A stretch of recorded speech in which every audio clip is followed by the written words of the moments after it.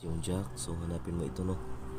Yan, parang angular bar sa ilalim. Yan. Diyan mo ilagay yung jack natin sa ilalim. Tapos yung ano natin, yung gulong natin is nakalosen itong mga bolts natin para hindi na kayo mahirapan magtanggal. Nakalosen na yan bago mo iangat yung jack. Yan, ikot-ikutin mo lang to para aangat yung jack natin.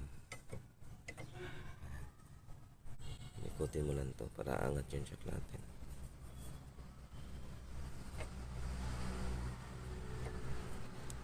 Pag ganito yung ikot natin, no? So nakaangat na yung gulong natin.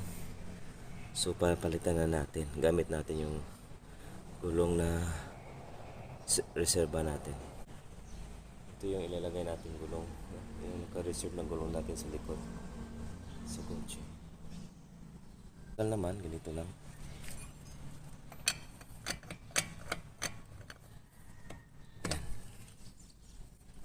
Ayan ang pagtanggal natin para luluwag.